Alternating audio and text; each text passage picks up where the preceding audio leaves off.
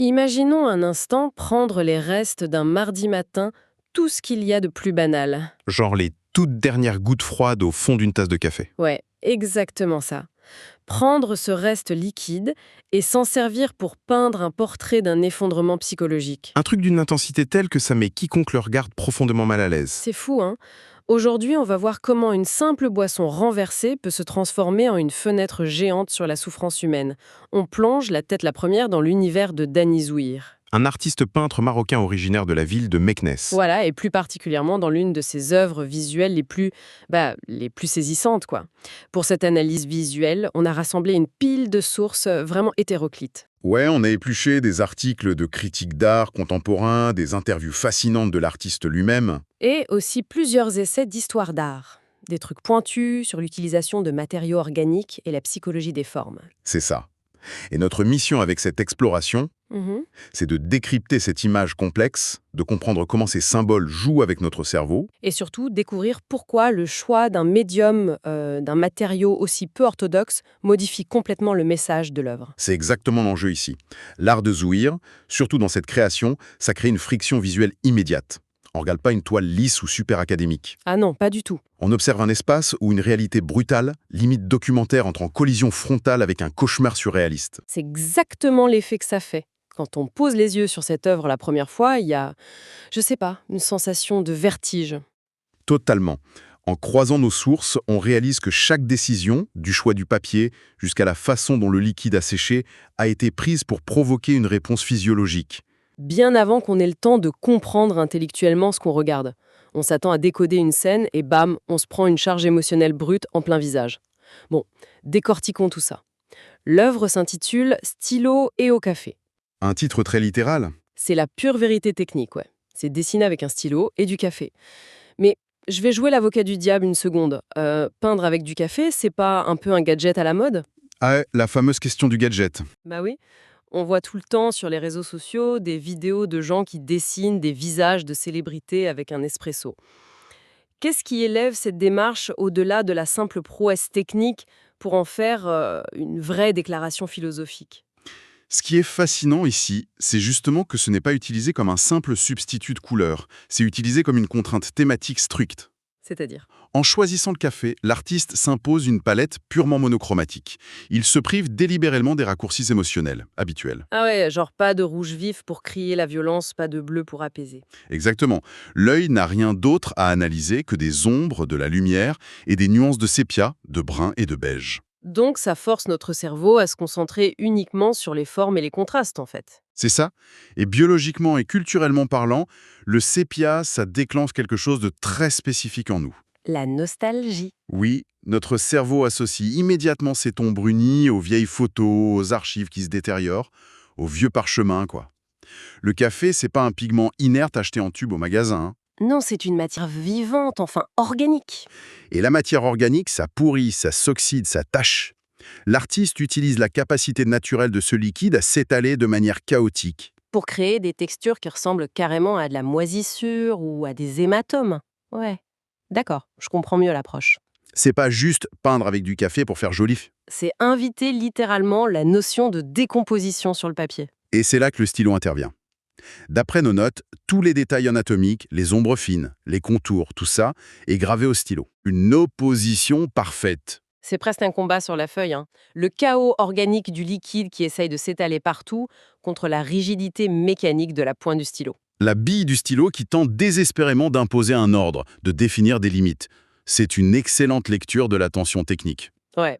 Le stylo rature, hachure, griffe le papier par-dessus la tache de café. Et ça prépare psychologiquement quiconque observe l'œuvre. Avant même de comprendre l'image, on ressent ce conflit. L'humain qui crasse contre la nature qui tâche. Et cette fondation matérielle, imprégnée de mélancolie, nous amène naturellement à analyser le premier élément figuratif majeur de l'œuvre. Celui qui est ancré dans le coin l'inférieur gauche. Franchement, impossible de le rater. Parce que si le médium évoque l'usure, le sujet en bas à gauche, lui, il l'interne physiquement. C'est le personnage de l'enfant. Oui, et cette figure est absolument poignante. Il est assis à même le sol. Il est chauve et il porte des vêtements en lambeaux, de véritables haillons. Des haillons couverts de taches d'ailleurs. Des taches de crasse ou juste l'accumulation des lavis de café, difficile à dire.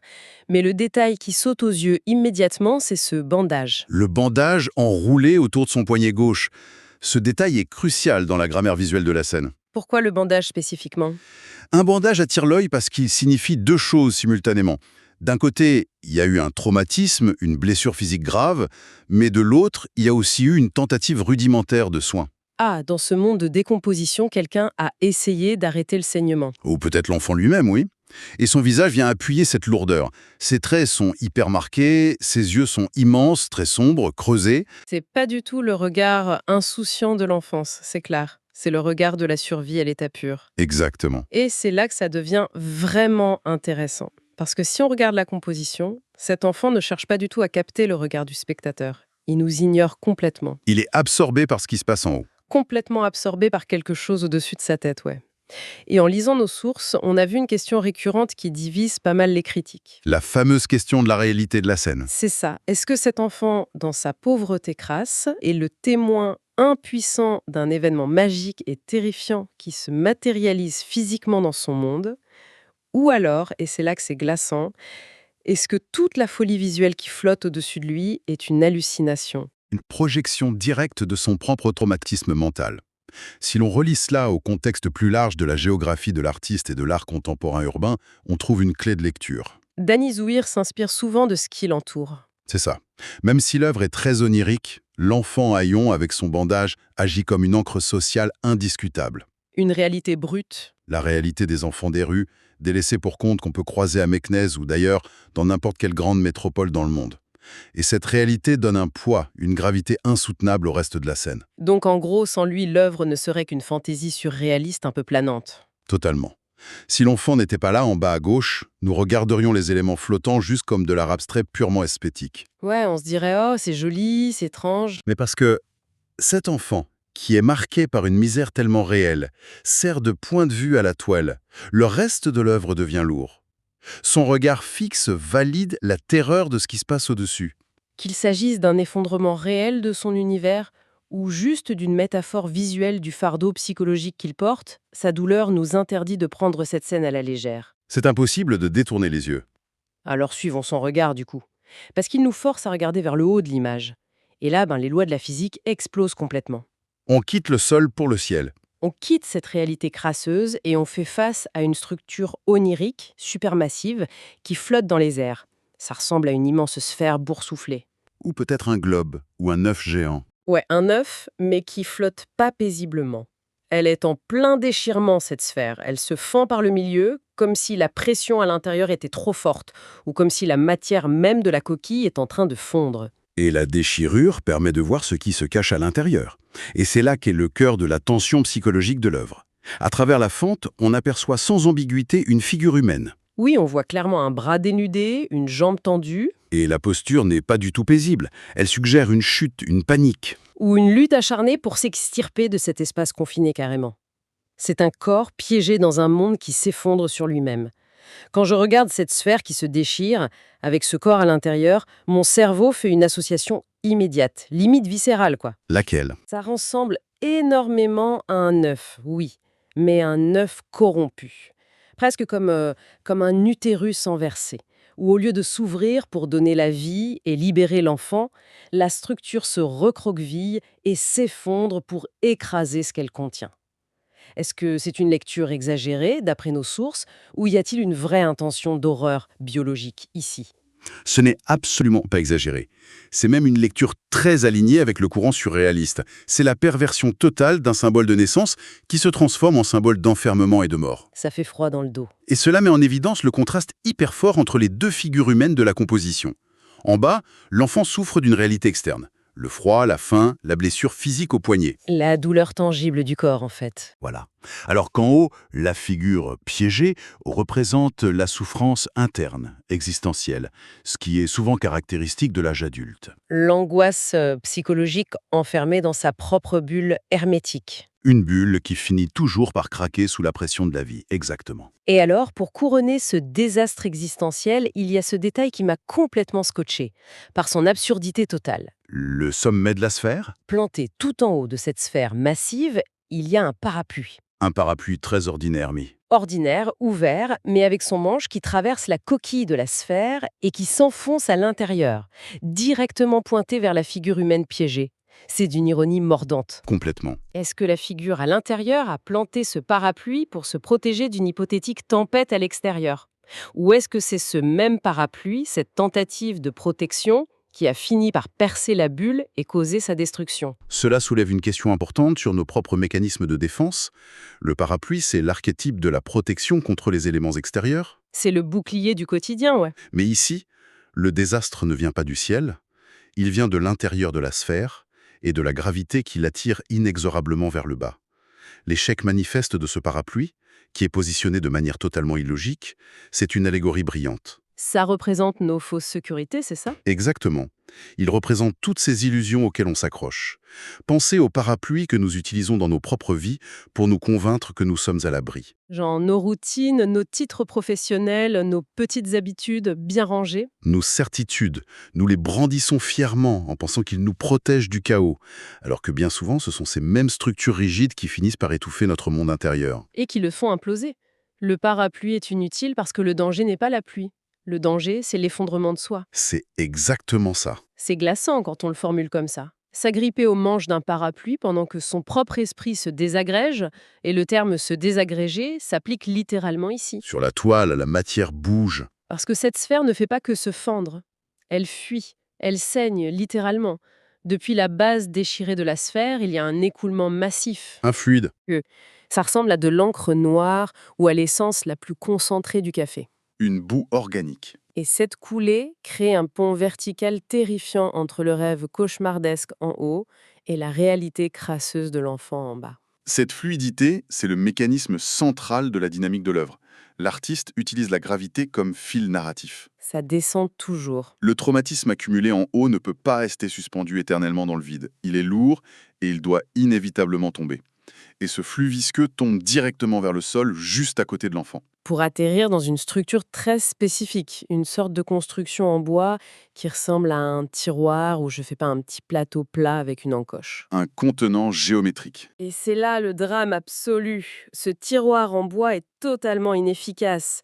Il est beaucoup trop petit, beaucoup trop peu profond pour tout ce liquide. La matière épaisse tombe dedans, s'accumule pendant une fraction de seconde, puis déborde inéluctablement par-dessus le rebord. Et se répand en une flaque sombre sur le sol. Alors qu'est-ce que tout ça veut dire? On voit une tentative désespérée de contenir le fluide, mais la matière organique l'emporte. C'est presque méta, non? Dans quel sens? Comme si Dany Zouhir mettait en scène sa propre incapacité, ou celle de l'humanité entière, soyons fous, à contenir la noirceur de son propre médium. Le café coule et prend le contrôle. C'est une excellente analyse visuelle. Pour comprendre l'impact de ce débordement, d'après les essais sur la psychologie des formes, il faut regarder le contraste géométrique. Le tiroir contre le liquide? Le cerveau humain associe toujours les lignes droites, l'architecture, la géométrie d'un tiroir en bois, à la rationalité et à l'ordre. C'est le côté carré. La société adore les tiroirs. On nous apprend dès le plus jeune âge à ranger nos émotions, À compartimenter nos traumatismes, ouais. à mettre notre douleur dans une petite boîte carrée bien définie et étiquetée. La fameuse rationalisation de la douleur. Fais avec et range-le dans un coin de ta tête. Voilà. Le plateau en bois, c'est la structure rationnelle de la société. Mais le liquide, le café, qui représente la souffrance psychologique de la sphère, lui, est de nature organique. Il est chaotique par définition. Et du coup, la métaphore des Zouhirs, elle est implacable. L'émotion pure, le traumatisme profond, ne tiendra jamais bien sagement dans les boîtes géométriques qu'on essaie de lui imposer. Il finit toujours par s'accumuler. Devenir incontrôlable et déborder des limites qu'on a artificiellement tracées pour lui. Et en débordant, il contamine le monde réel. L'ordre géométrique perd toujours face au chaos organique de la souffrance humaine. Et ce qui rend la scène si cruelle, je trouve, c'est que l'enfant, depuis sa position de vulnérabilité totale en bas à gauche, observe tout cela. Il est aux premières loges. Il voit le liquide s'approcher de lui. Il est le témoin d'une double faillite, en fait. L'échec de la protection personnelle, avec ce parapluie absurde en haut, et l'échec de la contention sociétale avec ce tiroir qui déborde en bas.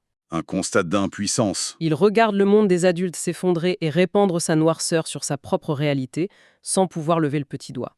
La boucle est bouclée, du stylo qui gratte le papier jusqu'au liquide qui envahit tout. L'art qui marque durablement les esprits, c'est celui qui parvient à rendre un concept abstrait profondément viscéral. Et ici, le contrat est rempli. En utilisant des matériaux banals et une composition dichotomique, l'ancrage réel d'un côté, le surréalisme suspendu de l'autre, cette œuvre transcende la simple image. Elle devient un traité philosophique sur l'impuissance. Elle nous rappelle douloureusement que le traumatisme obéit à la gravité. Il finit toujours par redescendre et par toucher ceux qui se trouvent en bas. Ceux qui n'ont même pas les moyens ou l'énergie de se protéger. C'est une analyse qui transforme complètement l'expérience de cette œuvre. Franchement, on est parti d'une simple tasse de café, d'une petite exploration technique, pour arriver à une dissection en règle de l'effondrement psychologique. Une vraie réussite artistique. Absolument. Et pour refermer cette analyse sur une note qui devrait nous accompagner un moment, il y a une réflexion qui s'impose naturellement. En observant avec quelle puissance ces humbles matériaux peuvent révéler les abysses de la condition humaine, une idée assez vertigineuse surgit. Laquelle? La prochaine fois qu'on s'assiera face à notre table de petit déjeuner, en tenant une simple tasse fumante entre nos mains, on pourrait légitimement se demander un truc. Sous la surface de nos routines les plus mécaniques et derrière les objets les plus invisibles de notre quotidien, combien de mondes intérieurs sont secrètement en train de se fracturer et combien de luttes désespérées débordent en silence, juste là, sous nos yeux, pendant qu'on touille notre café.